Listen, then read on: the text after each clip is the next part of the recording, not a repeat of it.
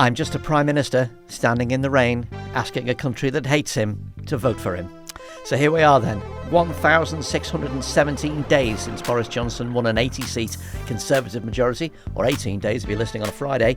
Rishi Sunak has bowed to the inevitable and called a general election for the 4th of July, Independence Day, or Irrelevance Day if you prefer. When we recorded Rainiest the day after that election, we said it will be a long, hard road, and it has been hard. The most enraging, incompetent, self-serving and hateful period of government that I can remember. And now we finally get to tell them what we think of them. I'm Andrew Harrison. Welcome to Oh God, What Now? It is at last game on. And RIP to half a script that I just had to junk right now. But big thanks to the government for finally scheduling an announcement in time for the podcast. By the way, hello to everybody who came to our live show in Islington on Monday. We said it was the last one before a general election, and we were as good as our word. And the Zoom didn't fall over either, so great success all round. Later on in the podcast, we're going to talk about the utter horror of the infected blood scandal. And in the extra bit for supporters, what a great time to cancel Newsnight this is. But first, the election. And we've got a crack panel for you that have just been watching drowned rat Rishi Sunak make his announcement on the television. Hello to journalists specialising in social affairs and classic indie rock. Oh, Dad, she's driving me mad. It's Hannah Fearn. Hello. Hello to Jonn Elledge, journalist, author of A History of the World in 47 Borders, and a man who knows how to reverse the polarity of the neutron flow when it's necessary. Hello, Jonn. It's the end, but the moment has been prepared for. That was just for you. No one else gets that. More listeners will get that than you might imagine, Jonn. And completing the panel, it's Time magazine journalist and California SKP, Yasmeen Serhan. Hello, Yasmeen. Hello. Is it too late to escape? Well, you might be able to run into an ex-Prime Minister down the local deli soon if you return. You never know. So, all right. Were we expecting this? At 8 o'clock this morning, Jeremy Hunt was doing a very testy little squabble with Emma Barnett on the Today programme, and less than 12 hours later is the general election. What did we make of that announcement in particular, Hannah? I have to wonder whether that was directly related, because this hadn't been pre-briefed. You know, most political journalists did not wake up thinking today's the day. We're all prepared for it. Quite the opposite. I listened to that interview and it was staggeringly bad. Obviously, Hunt had this opportunity to come out and try and make something out of the inflation figures. He completely balls it up. And you've got to wonder, if you can't get your Chancellor to make something out of what little they had on that programme, then I don't know, what are you going to do? Sunak was there with his toast in his sambas and he just went, you know what, fuck it. Yeah, sod this. I can't be bothered. Fuck this, sky high. Yeah, maybe. And Hunt, you know, we do know he might be one of the ones that goes. So we'll be talking about that a little bit later. That'll be punishment. Yeah, Yasmeen, what did you make of our strange little rain-sodden ritual? It definitely didn't seem like the most well-organised thing. There's just something about seeing a grown man in a suit drenched in the rain, trying to, have this promising pitch to the country while it literally looks so, you almost want to have a little sad violin in the background. If he's on your doorstep with flowers and a bottle of Prosecco, that's one thing. Yeah, exactly. I was going to say, oh, God, I think I just closed the door very gently. No, not now. I'm on a deadline. Part of me, but it was weird. It looked like the saddest scene, but I'm also quite excited. There was a buzz the whole day.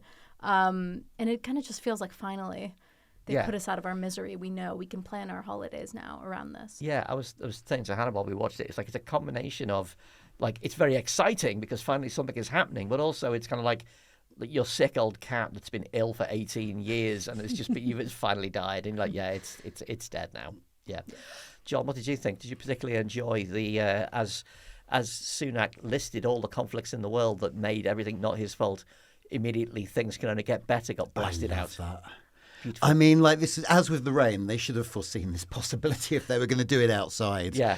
But it also means that they can't clip it. Clearly that was a very long speech, which I feel was there so that partly because he's not going to get that many more chances to lecture us all, but also because they clearly wanted it to be kind of the clip on all the news reports and everything. And it's been absolutely ruined. There's the Labour anthem from 1997 playing in the background where Sunak gets wetter and wetter.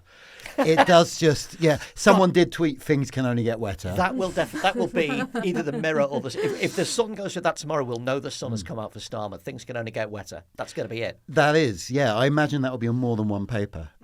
Yeah. It's like an election announcement choreographed by Amanda Annucci. It was absolutely brilliant. I was in tears.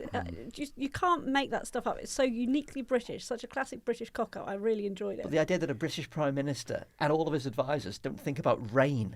You know what I mean? The most British thing in the universe. It also wasn't a surprise. It's been raining all day. It's been raining all the day. forecast been raining has for been 2 for days. rain all week. I know. Who didn't think they need a cover or an umbrella? Or just do it in a conference centre or anywhere. Do it in a chip shop. As Jonn says, the idea that they hadn't thought about what potential clips they could get out of it and how clipping might be ruined by the intervention of random protesters at the corner of Downing Street, it just points to that staggering incompetence at the heart of number 10. I mean, people will still use that clip, but it's maybe not going to have the impact have that the Tories were hoping for. Well, also, it's just the stunning sort of contrast between the clip or the speech that we just watched from Sunak, but then the clip that we also just watched that Keir Starmer's team put out straight away. He's in a T-shirt. There's sunshine. There's amped up music. Yeah, it looks like a bicep video. It was just it's cool. It had type flashing up, but in a kind of slightly fritzy way.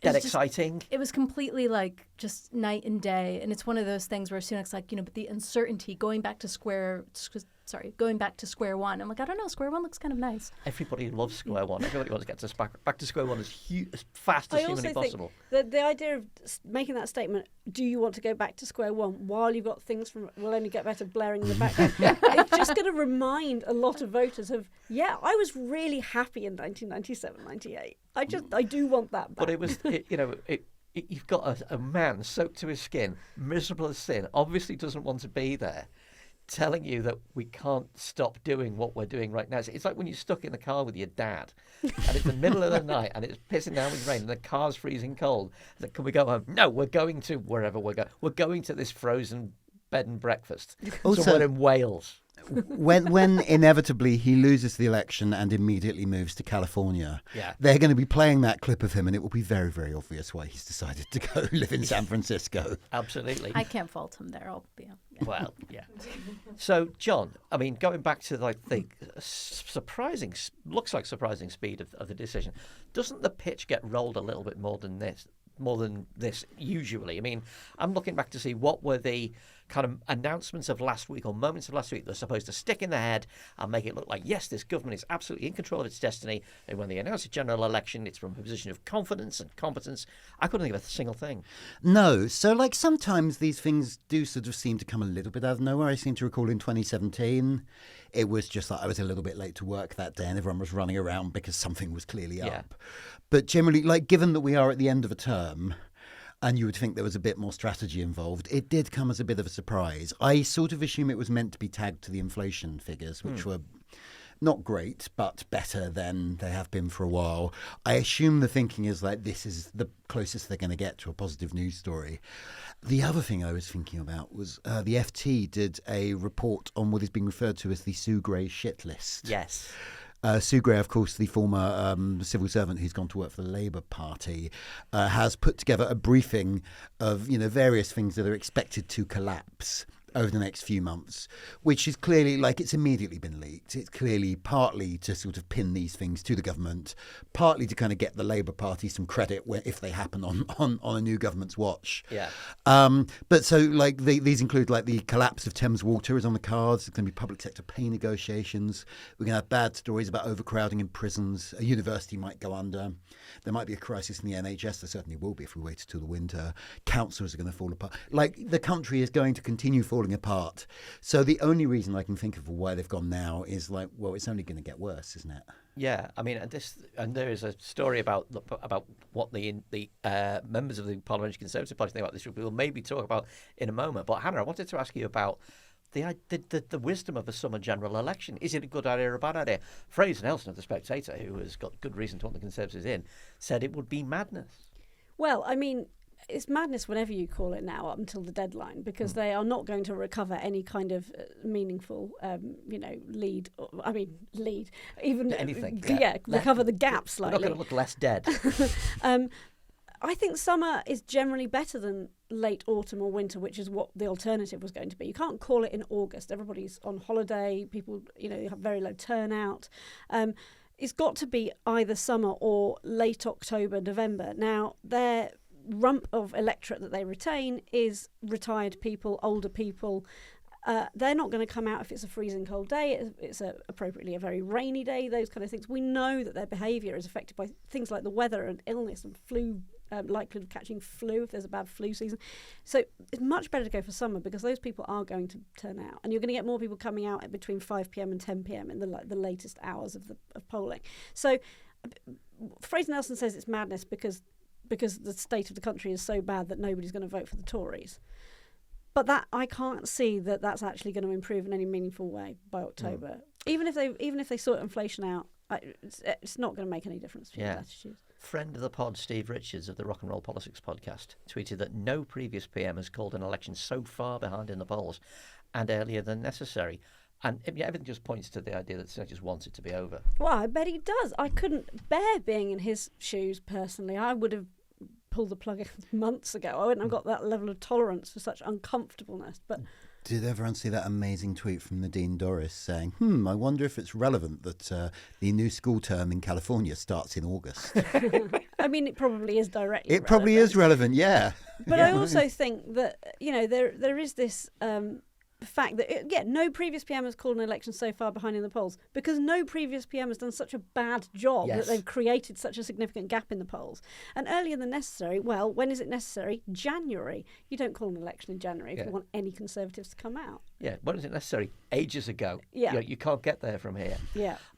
Britain Elects broke down the polling position in different areas. On the economy, Labour is 22 points ahead. On Starmer versus Sunak, Starmer is 11 points ahead. Starmer's own net ratings are only just +1, and yet the party is so vastly ahead. I mean, this is it. It's not really just about personality politics anymore. Starmer isn't the most compelling guy. Yasmeen just said we were watching the election video that they put out as an immediate breaker following the announcement. It's pretty good, certainly compared to standing in the rain getting drenched. But his delivery still isn't perfect. He sounds a little bit whingy still. He hasn't got rid of that slightly moany perspective. He needs to come up with something a bit more positive. But this isn't just about him anymore. It's about anything but the Tories. Yeah. So Sunak's in the kind of, it's that chess position, isn't it, Zugzwang, where whatever you do, you lose. Yeah. You have to move, but whatever you do will ensure that you lose. And if you're going to move, you might as well move to California. That's a great line. You could probably sell that to the California Tourist Board or something. Yasmeen, you were saying as we watched this thing that July the 4th is the one day you don't want to think about Britain. Yeah, and they've ruined it. They found something else to ruin. But more importantly than that, I mean, July 4th historically is not a day that's been very kind to British leaders. So I'm not sure why he's chosen this one. Yeah. But yeah, it's usually a day that I spend playing beer pong and thinking about freedom, and now I'll be thinking about this. But now we can have fireworks too. Exactly. We can just win-win. Yeah, transatlantic absolutely. bonds. Yeah. We were ready to talk about, before the announcement of today, you and I were talking about having a discussion on this edition about the ICC putting out a warrant for the arrest of Netanyahu and also the leaders of Hamas. Because that's a huge thing. It's been, maybe we'll be talking about it again later. But how do you think the Gaza issue is going to affect this election? Because a lot of commentators, some of them desperate for the election to be more interesting than it is, have been talking about turmoil inside Labour, loss of the youth vote. What do you think? I'm of two minds. I mean, on the one hand, and I think this was a salient point that was made by our own Alex Andreo months ago, was that, look, it's not like anyone is waiting to see what the leader of the opposition has to say on XYZ position on Gaza. But actually, I think them calling an election changes that, because now Keir Starmer isn't just speaking as the leader of the opposition, even though we've always known that he was going to be a candidate for prime minister. Now he's speaking as a potentially very likely prime minister soon. So I actually do think that it almost does amplify it a bit. But there are differences to what I think we're seeing in the U.S. In the U.S., what we're seeing is a risk that Biden's handling of the war is going to lose him some support in key states where he needs it. Not that he's going to, lose multiple states, but like perhaps Michigan, perhaps like one other. That it's that, states that were already going to be very close, that, if he loses a couple of thousand, it could make a difference. Here, I'm not necessarily sure that's the case. That's partly because Keir Starmer doesn't have the baggage that Biden does. He can't really claim to say that he had any sort of policy decisions. He could have his opinion on things, and I think he and his team have been very careful. I think people will be looking more closely at what he says on this issue. But he doesn't have that baggage, so that's the first thing. Obviously, this is a time where I think the Labour Party is going to want to come together, where divisions, obviously, they're going to want to patch those up. Gaza could be a fault line, but you know what? The feeling here, unlike the U.S., which feels like the most proximate comparison, at least for me, is that, there is this sense of this being a change election. And I think that is going to help rather than hurt when it comes to this issue. Yeah, to the extent that, you might be angry with the Labour Party about Who else Gaza. are you going to vote for? But are you angry enough to keep this shower in? Exactly. Are you angry enough to have that drowned rat? It's a different returned? question if there's another election that comes after, right? Because like with the Biden and Trump, for example, people are obviously making this comparison in the U.S. being like, oh, but Trump would absolutely be worse. But then some people are like, no, but all of this happened on Biden's watch. You can't really have that conversation like that in the UK. So I think it'll be less dangerous for him, but I still think it will be an issue. Do you think it would be good for American politics if potential presidential candidates had to endure terrible indignities like Sunak has just done, standing in the pouring rain looking pathetic? Oh, gosh. I mean, it would be funny. I think just because we don't really have... We're not tied as many to those traditions. Yeah. I mean, our the weather nice. is better. That helps. Yeah. But equally, also, I feel like with those things, I feel like those like snap decisions don't happen. Like no one decides like on the day, and it helps that we do have a date in the calendar. Everyone knows what it's going to be, even years from now. Yeah, your run up is literally years, and ours is like, I'll finish my egg and toast. All right, your general election. Let's do it. Go on. Yeah, we're planners. We don't like suspense. Yeah. So. Although, I mean, this was not quite Four Seasons, landscaping, and it wasn't quite Rudy Giuliani's melting head mascara, but it was kind of getting there. Forgot that is actually also, an element of American politics. I sadly very actually happily wasn't there for that. But yeah, no, that's true. But to be fair, it does make it more interesting. So I don't think it's bad. But yeah. So, Jonn, just trying not to see this as a foregone conclusion. I mean, even supposedly completely impartial political commentators are talking about it's just a question of how bad the Tories are going to lose by. Is there any good news that they can or could bring into play in the next 6 weeks? I mean, they failed to get any Rwanda planes away so far. Could that happen in the course of the election campaign? I don't know. Inflation is down, but less than by what's promised. Is there any even tiny bit of good news on the horizon for them? I mean, I think those are probably their best two, aren't they? Like, inflation is nearly down to the Bank of England target, so I think it's a reasonably good chance that in early June there will be an interest rate cut. That probably won't have had time to feed through to people's mortgage rates, but it would have happened by the election, probably. The Rwanda planes haven't gone yet. I imagine we will see a couple go. They may be paying people to get on them, but nonetheless, they will be able to stick a headline on the Daily Express. Yeah, but everybody hates Rwanda or regards it as irrelevant. It's not a popular policy. No, I mean, but the problem is the reason they are so far behind in the polls is because they've been in office for 14 years and everything is just visibly worse than it was. Like, for a long time, they kept getting re-elected because there were parts of the electorate for whom they were still doing a good job. Like, austerity protected retired people, for example. So, like, they hadn't felt it yet. The problem with the crises of the last few years is they have hit everybody.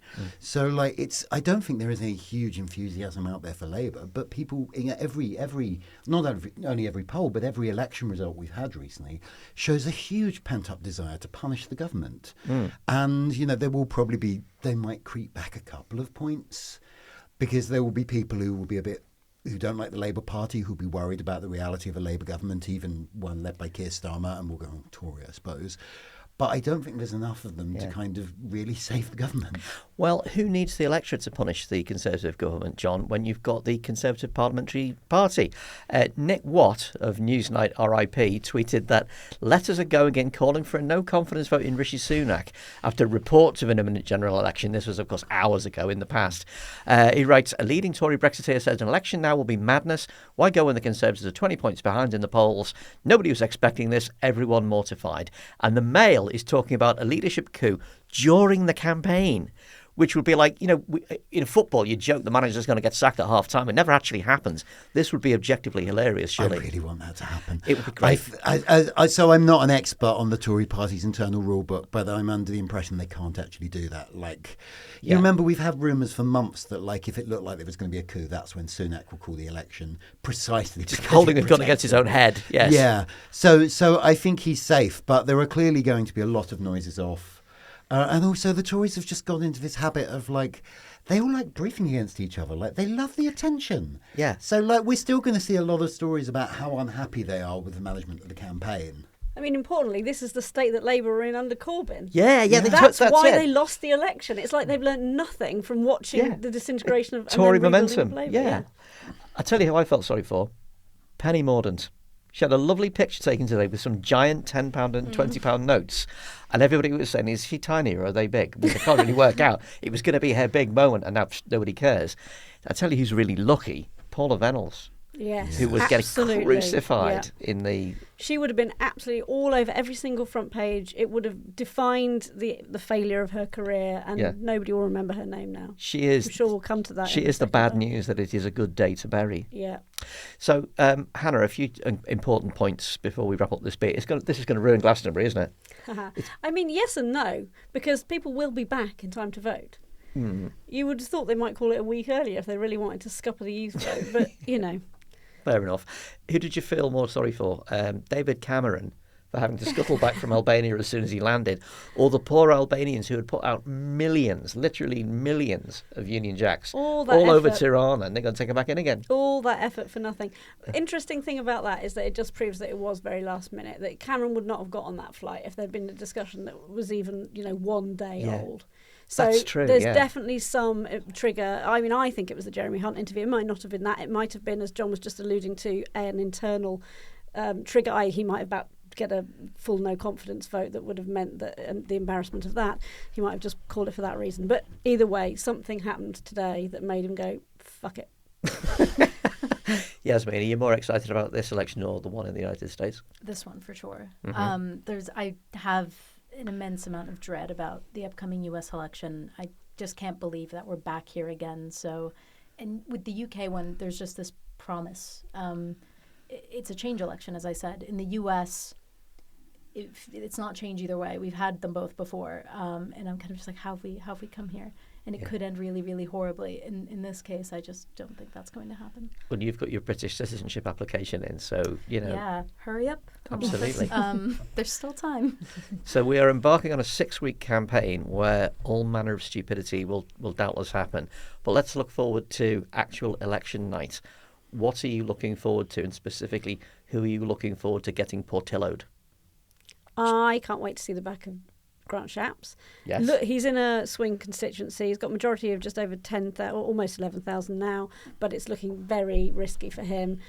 I've worked with him on and off throughout my career. He keeps cropping up on briefs that I've been involved in, reporting on, and he's the most slimy character. The whole Michael Green, double personality thing. I find him just an objectionable person. I don't know if that's whether that's got to go through the lawyers, but basically... No, you're allowed to hate him. It's not libelous to hate somebody. Can't wait to see him go. I can't believe he's related to Mick Jones out of The Clash. I know. It's ridiculous, isn't it? I know. Such a cool claim to fame, and then you end up with him. Like the yin also, and the yang. as you know, you're a fellow short ass here. Yes.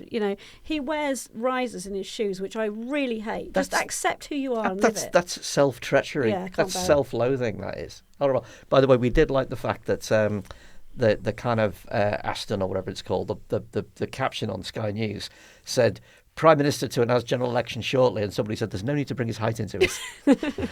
Yasmeen, who are you looking forward to getting Portilloed? I don't know, admittedly, if this is even possible given her constituency, but I just think it'd be very funny if it were Liz Truss, but only because she's put out a statement immediately talking about how she's running on her record of standing up for local residents. Like, basically, like, Liz, definitely your record, like, Liz. I'm running on my record. What? I'm standing up for local residents. She's like, secured a new hospital, achieved a new banking hub. Like, basically, doesn't touch on any of the things she did as prime minister. She's like, no. Yeah. Just put these up all other their things. mortgage rates. You should definitely vote for me again. Yes. So I just think that would be hilarious. But I think it would also give her more time to do what she wants to do, which is to be an American politician. But she's quite a safe seat, isn't she? Which, in a weird way, I sort of like, because she's going to be the nutter of the next. She's the millstone. It will be very interesting to watch because there's the current stats on the seat, and then there's her, and you just wonder whether it might unexpectedly switch because of who she is and what she stands for. Price in the loony factor. Yeah. The one who I think is almost certain to go is Ian Duncan Smith. Yes. Who's not said he's standing down. He has a pretty small majority. I think it's about 1,200 votes. It's constituency. Chingford and Woodford Green is now to North East London constituency. to which, frankly, a lot of people have moved because they can't afford Walthamstow or Hackney, so it's been trending Labour anyway.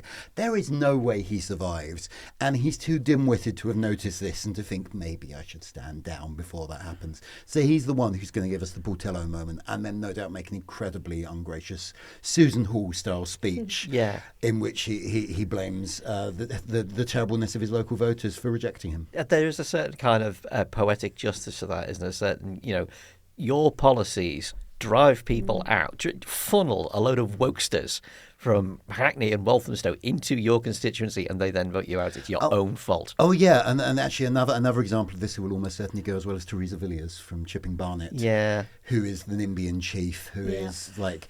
Who is aggressively anti-housing. Like, I think she would literally demolish housing that already exists if she had the chance. And if you look at the numbers in that seat, she's got no chance. She's stuffed. I ended up watching Sleaford. She's not standing down. I ended up watching Sleaford Mods with her at Glastonbury once, and it was a very strange experience. She looked like an ant that had fallen down the back of the telly. Utterly uncomprehending. What's going on there?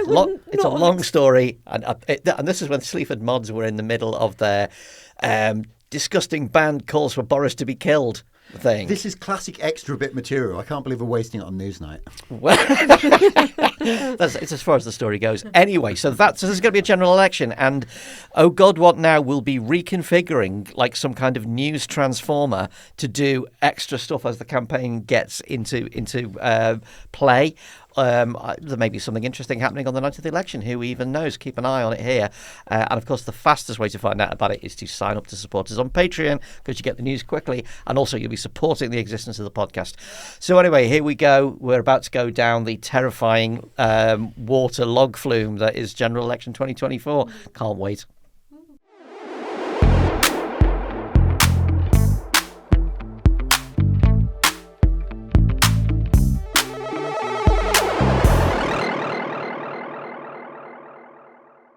Anyway, after that, let's have a question from one of our Patreon backers in But Your Emails. Every week we take a question from one of our Patreon people. Sign up using the link in the show notes and it could be you. This time, Jennifer O'Grady says Angela Rayner's Labour are going to announce sites for new towns of the future before the end of their first term. New towns used to have a terrible name, but I confess I'm a bit excited about the idea of new towns in the UK. Where would the panel like to see them? And in honour of Milton Keynes, what should they be called? And John, you're going to go on about this for ages. I'm going to start with Hannah. What would you like? Well, I've been on about it for ages too. Okay. John and I are completely in parallel on this.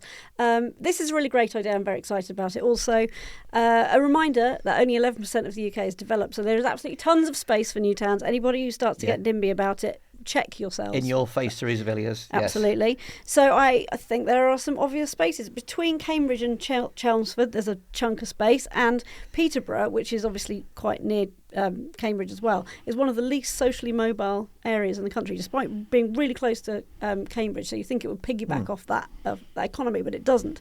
So there's definitely space for something new and exciting to happen there. There's also near Oxford and Bicester, Cropredy, where they do the folk festival. Yeah. There's a whole chunk of space there that could definitely be developed on, and that's quite nice. We call it, I don't know. We've got a folk themed new town. A folky theme thing. Slightly Lord Summerall, but it could be a little bit kind of hippie. I don't know. So I think that would be great. Yeah, and what are these places going to be called? Okay. Well, look, when we were discussing this before, I did joke that maybe I'd call one of them Britpop Garden City. But I've got two serious suggestions. If we're going to do one in the sort of general environs around Cambridgeshire, what about Smithton after Ali Smith, the writer? Because she lives in Cambridge, and that we don't, think about and remember our female writers in the same way we do our male ones. So let's call it that. Yeah, like Smithton is very kind of... And for normal people. Yeah, exactly People might think it's Nevis and Morrissey, but never mind. And for anyone who follows housing issues as closely as John and I, which is basically nobody else, but let's just say this anyway, there's a guy, a professor at the LSE called Tony Travers, who has basically been absolutely at the forefront of local government, local community issues for decades and decades and decades. He's an absolute legend. So I think we should call one of them Travers Town. Okay. He was once very rude to me when I called him up for a quote, so I'm quite anti that. Really? Do you know? He's always been lovely to me. No, it says it all, doesn't it? Well, that's changed my opinion. There you go. Let's call it Britpop Garden City. Absolutely, and designed after a gigantic kind of RAF roundel, that kind of thing. Yasmeen, where would you like to put a new town in Britain, and what should it be called? So I recently went to the Lake District for the first time, and I recognize that part of what makes it so beautiful is that it's just a lot of green space. So part of me was like, there. Plonk a big city. There. One of us. With the sheep. Fill in Windermere. I mean, honestly, just like if I could have just have like a little town for one in like the middle of that, I would do that. Or like somewhere in Scotland. I feel like Scotland just has so much gorgeous scenery that maybe. But, let's get in there and ruin it. Yeah, why not? But no, I feel like the Brits have such a lovely penchant for names. I was thinking Towny McTownface. You know what? If it was put out to a poll, that's what people would choose. Jonn, right, here we go. The marathon. Elledge. All right, settle in, everyone. So, this my serious feeling is that I don't actually think. I find the Newtown thing immensely depressing because it's not that they're necessarily the best way of solving this issue. It's that it is too politically difficult to slightly extend the footprint of our existing cities. So rather than pissing off a lot of voters in a lot of different places, we have decided as a society it would be easier just to really piss off voters in one particular constituency, which is why everyone lands on these as the solution, which is not great. But we are where we are. So if we're going to do this, I think you should probably do it. Someone was suggesting earlier it should be where HS2 crosses the East-West Railway from Oxford to Cambridge, which I think in economic terms is probably good. You'll have good links to London, Birmingham and growing cities of Oxford and Cambridge. You won't be far from London. It will be commutable. And as to the name, I think the way of getting round a lot of the problems here is you name it either Churchill. Right, yeah, nobody can object to that. Why do you hate Churchill? Or you name it after the Queen. And either way, anyone who complains about anyone who goes all NIMBY on it, you can just go, well, what's this woke nonsense? The only problem is Elizabethtown is a slightly shit film, isn't it? Is it? Yeah. Elizabeth, New Jersey, I hear, call is it not a great place either. Captain Sir Tom Churchill is Elizabethtown, and then nobody's allowed to object to it at all. That would make it work. Well, stitch up Markleville or like Harry, something like I feel like you should go after it. Because at first I was thinking like Charlottesville would be a terrible name. Not that we're going to name something after like Charlotte, but just because of the association. I was like, that can't work. But yeah, the others. Maybe not after Prince Andrew, though. Well, I've got an idea of a place that really needs regenerating. It needs community feel. It needs to be alive. It needs restaurants. It needs shops. It needs schools. It's going to have an awful lot of free space that can be easily converted into affordable apartments, and that's Canary Wharf, which is an absolute dead zone with nowhere to go for a drink and nobody. Weekends it's like an absolute ghost town. Repurpose that towards a place to live. Fill it with cheap regular shops, and I have a name for it, which is there used to be on Google Maps a fake town which got put there by mistake, and it's near my parents' place in Lancashire. It was called Argleton, and you clicked Argleton on the map and there was nothing there but a field, but some coder had put a fake town called Argleton there. So I think that Canary Wharf should be renamed Argleton, and then all of those huge buildings that are now largely pointless can be filled with families and people and shops and cafes and restaurants, and then the people who live on the Isle of Dogs, who just get ignored, as we know, John, they just basically, once you get south of the offices, deprivation kicks in like crazy. Might get some spillover as well. Okay, the worst abuse I've ever had on the internet was from the people who live on the Isle of Dogs. Yeah? Why? Because I was tweeting in favour of building on an Asda car park there. And somebody from a residents group sent me a picture, well, a video actually, a GIF, of a very well-endowed gentleman, presumably to imply that I was a massive dick.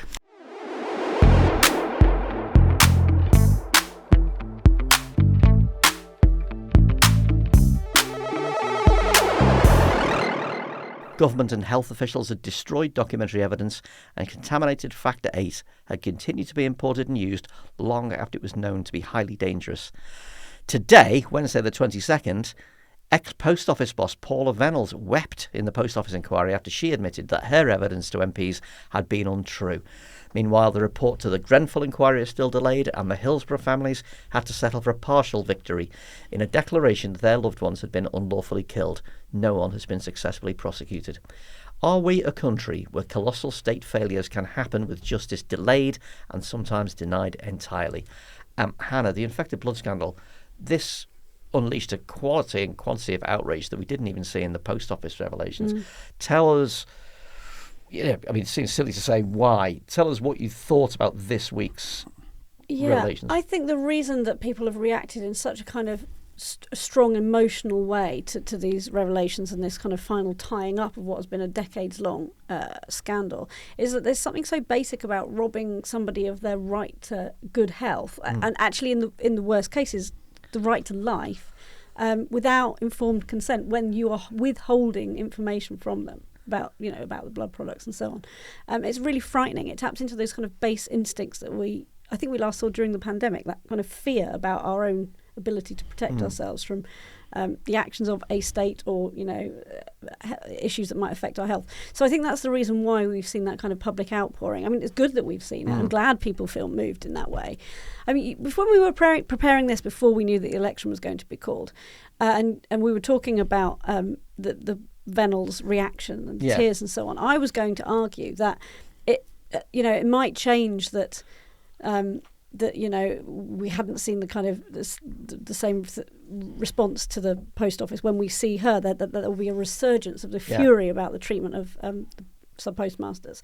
But actually, the news has been obliterated, and I think so. Your question stands. It won't be the same. Well, it wasn't just the horror, the callousness, and the absolutely heartbreaking quality of the stories, where things happened that were just almost impossible to read.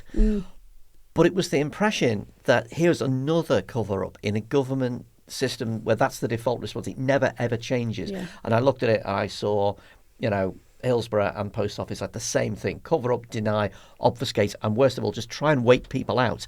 And it's one thing waiting people out when it's the Post Office and, or Hillsborough when you're really talking to survivors. In this case, you were literally waiting for people to die. Yeah, absolutely. They were dying on the watch, and it's just so morally revolting. It's really, really grotesque. How does this never change? Not just the people who are victims, by the way. People who were responsible for this will have died. Yes. And thus got away with it. Yeah, yes.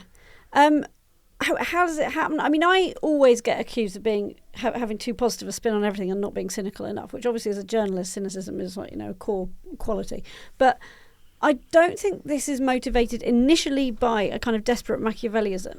I think there is a belief that whoever initially whistleblows, whoever initially raises the scandal, whatever it is, must be wrong. That this assumption that it can't be that bad as it seems right now. So as a result of that initial emotional reaction, it ends up being kind of either ignored or swept aside. Like with the ravings of a crank, it can't be right. We couldn't possibly be doing this to people. Because we're not that kind of a country. Because we're not that kind of a country. This kind of thing doesn't really happen here. And then when you have that attitude, whistleblowers become the problem, not the actual problem becoming the problem. And over time, with all of these scandals, that snowballs, so that then the second or third minister involved thinks it's not really their responsibility because this was first knocking around years ago. So it's not my problem to sort this out. That should have been done years ago. And so bit by bit, there's also something I think peculiarly British about people becoming institutionalised by their workplace. We're almost Japanese in our kind of relationship with work sometimes and our willingness to kind of subjugate ourselves to institutions that we belong to in some way. And I think we would get over this culture if we sort of argued back a bit against the people that who pay us, who we work for, who kind of stand for something. Unless it's podcasts.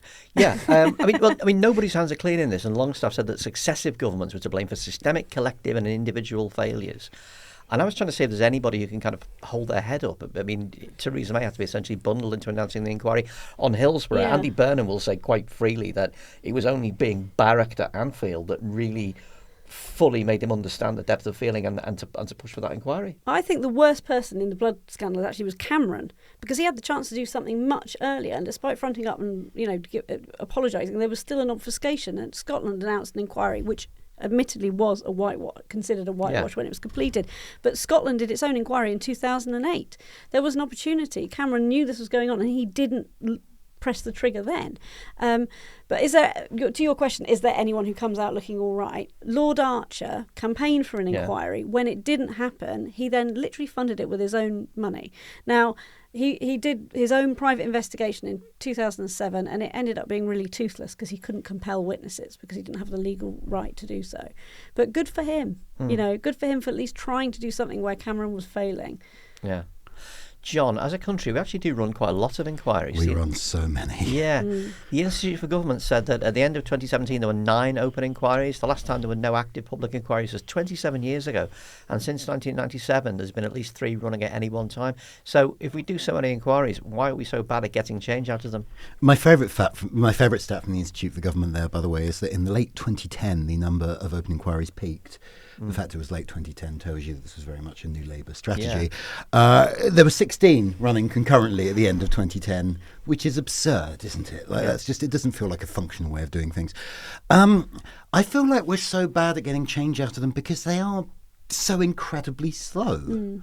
Like, okay, the blood transfusion scandal was obviously a particularly slow one, in that, some of this dates back to the before I think any of us in this room were literally alive. That's very kind of you, Jonn. Pushing it, but I know some of it's from the early 1970s. So I'm sorry, still around. Yeah.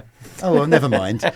But I knew nothing about this until a couple of weeks ago, until it started making headlines. It's been going on that long, and I'm not young. I do also feel like it's not entirely clear what the point of these things is a lot of the time. Like, there are kind of 2 competing impulses, because there is the sort of the fact-finding, never let it happen again version, and there's the holding people accountable and punishing them for it version. Yeah. And those kind of have different purposes and happen at different speeds. So thinking back to a very good inquiry was the King's Cross fire one back in 1987. That discovered a whole bunch of new science and made recommendations to change safety policy, not only on the underground. I think they've been taken up by metros around the world.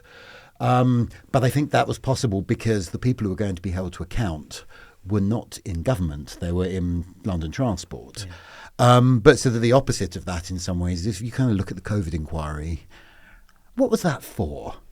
Because was it actually about sort of making sure that next time we had a pandemic, we didn't repeat these mistakes? Or was it a sort of ritual bloodletting where we just wanted to see all these terrible people humiliated for what they'd done to us? And I don't think as a country we really know.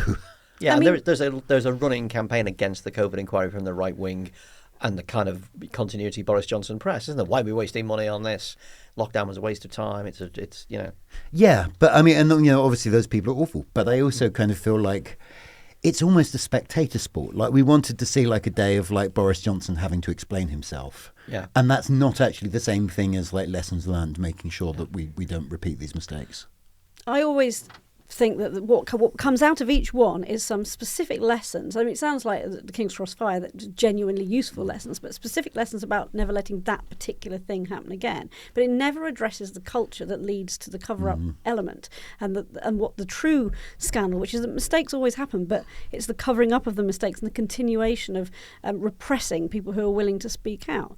And that's what we never learn from, particularly in the NHS as well. Whistleblowers in the NHS are still treated horrifically despite constant legislation that's supposed to protect them. Yeah, I mean, you're reading on the same page, whistleblowers hounded, whistleblower driven out of position, on the same page that you're reading about the infected blood scandal right now. It's astonishing. Well, the brilliant housing journalist Pete Apps tweeted earlier that he'd been literally today, as we record, he'd been at the Met Police's briefing on the Grenfell investigation. They're saying that files will not go to prosecutors until 2026. There'll be no decision on charges till 2026. That will be 9 years since the Grenfell fire.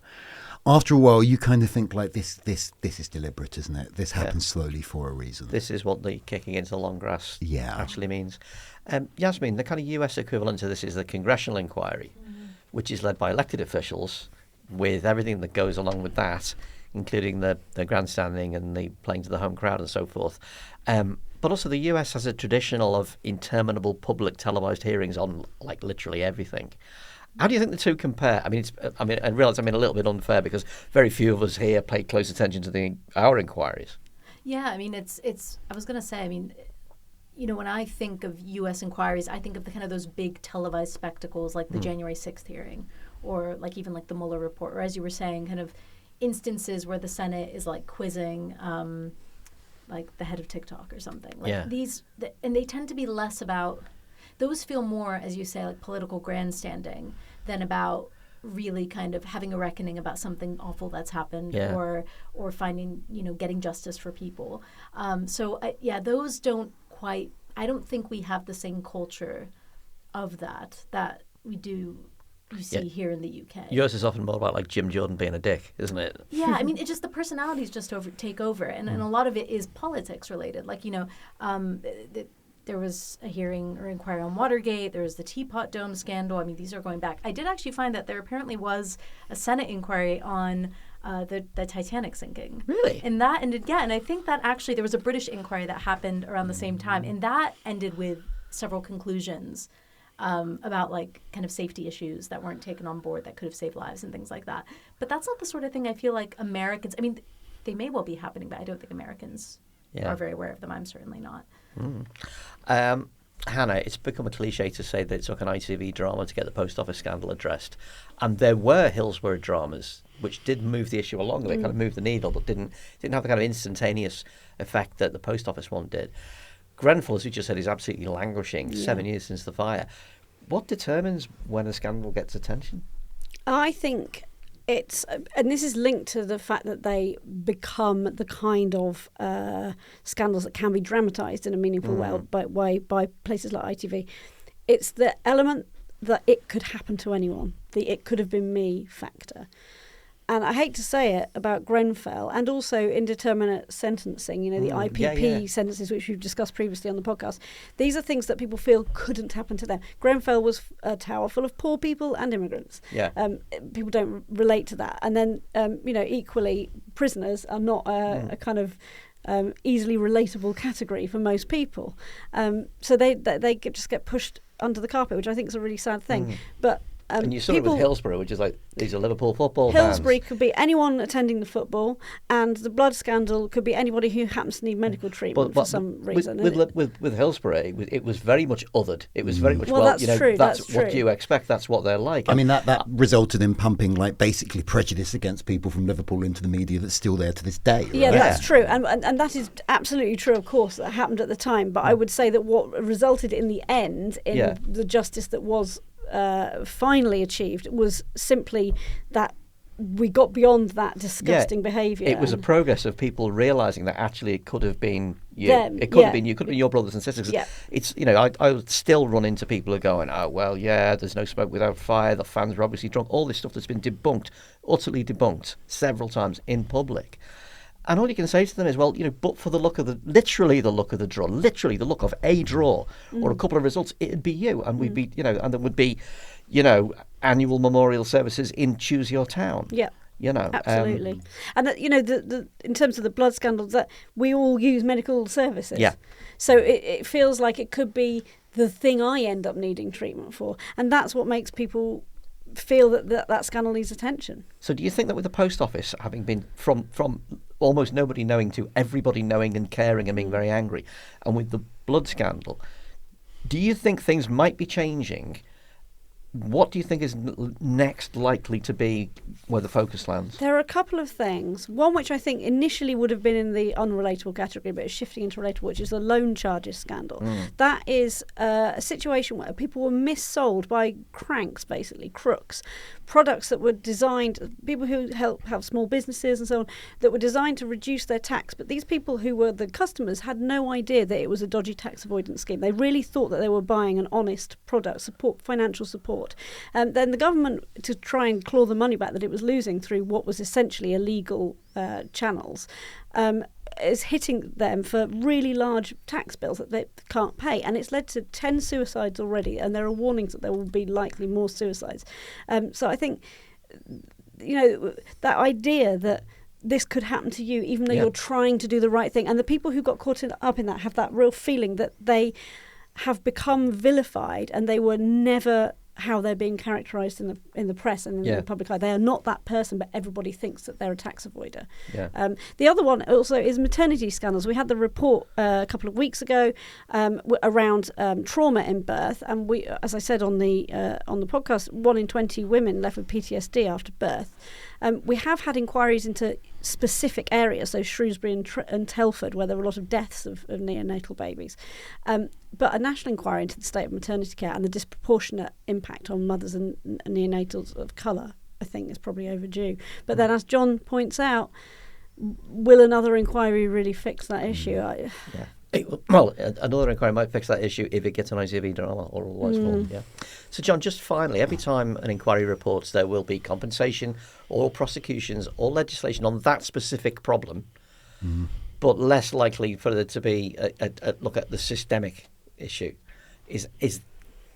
Can we ever fix that at a legislative level, or is it a matter of culture? So I've been thinking about this. I think we're sort of simultaneously too mean to people and not mean enough. Like, I think we sort of have a culture of blame on relatively junior people that means they are not ready to come forward, and no one's ever going to go, I think we've made a mistake here, guys, because it will hit their career. But at the same time, we also have a political culture in which we kind of let people at the top kind of like outsource responsibility to other people. And therefore, it is very difficult to kind of pin down who is responsible for anything at any one time. I mean, our entire culture of government outsourcing is there in large part to make sure that ministers can point at someone else when things go wrong, right? And it just kind of feels like there is this wider cultural problem. I don't really know what we do about this. Yeah. Because it does just feel like it's slightly, it shouldn't be unfixable, but I don't know what the solution is.